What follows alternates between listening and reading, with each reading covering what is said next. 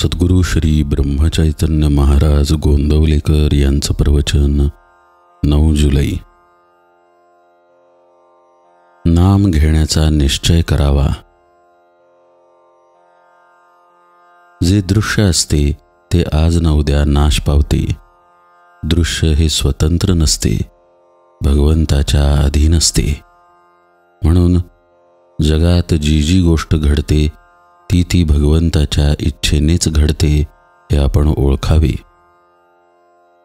आपला देह दृश्यच आहे आणि त्याला चालविणारा भगवंत देहात आहे. त्याच्या अनुसंधानात राहण्याचा आपण प्रयत्न केला पाहिजे. हे अनुसंधान राहणे भगवंताच्या नामाने साधते. म्हणून तुम्ही सर्वांनी नाम घेण्याचा निश्चय करावा. आपले चित्त नामामध्ये गुंतले म्हणजे देहाला प्रारब्धाच्या स्वाधीन करता येते. ही युक्ती ज्याला साधली त्याला सुखदुःखाची बाधा उरली नाही. संतांना देखील त्यांचे प्रारब्ध भोगावे लागते, पण त्यांना देहबुद्धी नसल्याने भोगाचे सुखदुःख नाही.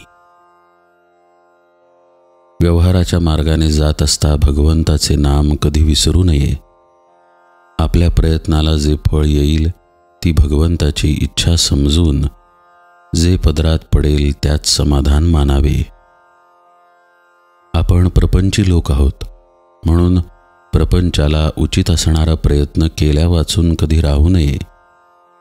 पण प्रपंच हेच आपले सर्वस्व आहे असे न समजता त्यामध्ये भगवंताला विसरू नये. परमार्थाला सदाचरणाची फार जरुरी आहे. उगीच भलत्याच्या सांगण्याला भुलू नये आणि अनिती अधर्माच्या मार्गाला जाऊ नये. संत जे सांगतात त्याच्यावर विश्वास ठेवून मुखात नाम ठेवावे आणि सदाचरणाने वागून प्रपंच करावा. असे जो वागेल त्याचे कल्याण राम खात्रीने करील हे मी सर्वांना वचन देतो. बहुतेकांना प्रपंचासाठी देव पाहिजे असतो. खरोखर हे सर्व हिंगजिऱ्याचेच गिराहीक आहेत. देवासाठी देव पाहिजे असे म्हणणारा खरा कस्तुरीचा चाहताच कोणी भेटत नाही. जो बरा होणार नाही अशा रोग्याला बरा करतो तो डॉक्टर खरा. अगदी विषयातल्या माणसांना सुद्धा जो बाहेर काढतो तो संत खरा. त्याच्याजवळ जाऊन नुसते मी शरण आलो आहे असे म्हटले तरी पुरे होते. हल्लीच्या आणि पूर्वीच्या प्रपंचात तसा फरक नाही. पण पूर्वी लोक देवाला विसरत नसत. अलीकडे ते जास्त संकुचित झाले आहेत. पूर्वी खेडेगावांमध्ये स्वाभाविकपणे एकमेकांच्या उपयोगी पडावे अशी बुद्धी असायची. पण आता काळ पालटला आहे.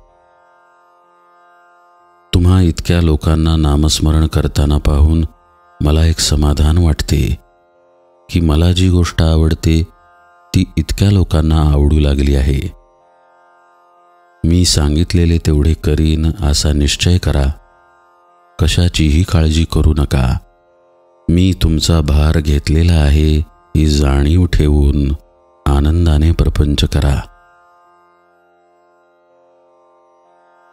भगवंताच्या नामाचा नाद लागला तर दुःखाची जाणीव कमी होईल. दुःखाची जाणीव नसल्यावर दुःख असले म्हणून बिघडले कुठे.